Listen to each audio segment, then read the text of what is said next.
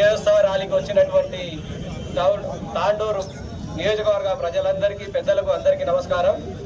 నేను 2002లో ఇండియన్ ఆర్మీలో జాయిన్ కావడం జరిగింది. అలాగే 2018లో రిటైర్ అవ్వడం జరిగింది. మేము ట్రైనింగ్లో ఉన్నప్పుడే మన పార్లమెంట్ పైన అటాక్ జరగడం జరిగింది. ఓపీ విజయ్తో పాటు మేము కూడా అక్కడ పాల్గొనడం జరిగింది. ఏదైతే ఈ విజయోత్సవ ర్యాలీ చేసుకుంటున్నామో దీని వెనకాల చాలా పెద్ద కథ ఉంది. ఎందుకంటే మనము భారతీయులం అనేది ఒక పాకిస్తాన్ నుంచి వస్తున్న ఉగ్రవాదులకు కానీ పాకిస్తానీలకు కానీ ఏదైతే మనం చులకనగా చేస్తూ मीरू जाओ मोदी को बताओ करके बोल के जो औरतों को छोड़ के बोला था, उसी औरतों से उनको हम कम नहीं है, हमारा औरत भी कम नहीं है, ये तो हम किससे आपको आपने क्या बोल के छोड़ा था, हमने क्या किया आपको करके उसी अंदाज से जवाब दिया. इसका वजह से उनको भी ऐसा हो गया 2-3 दिन में अपना घुटना टेकना पड़ा भारत का सामने.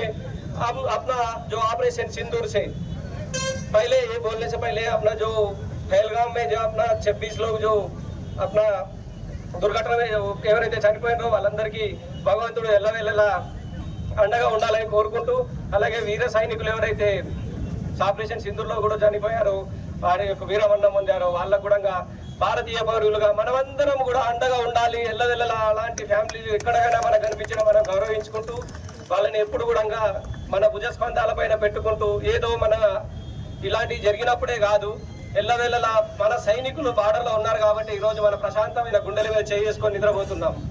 కాబట్టి సైనికులకు ఒక మన ప్రత్యేకమైన హోదా ఉంది. మోడీ గారు కూడా భారత ప్రభుత్వం తరపు నుంచి ఏదైతే ఈ ఆపరేషన్ సింధూర్ చేసిండో అన్ని దేశాలకు మా దగ్గర టెక్నాలజీ అనేది ఏది తక్కువ లేదు. ఏదైతే యూరోప్ కంట్రీస్ ఉన్నాయో వాళ్ళ యొక్క హత్యారులు కానీ ఆమ్నిషన్స్ కానీ వాళ్ళపైనే వాళ్ళు అనుకుంటున్నారు. కానీ మన దేశ టెక్నాలజీ మీద మన యొక్క టెక్నాలజీని చూపించి మనం అందరికీ ఏది మనం తక్కువ కాదని చూపించి ఈ యొక్క సింధూర్లో భాగం పంచుకోవడం జరిగింది. విజయం 3 రోజుల్లో విజయం సాధించడానికి నాకు ఈ అవకాశం ఇచ్చిన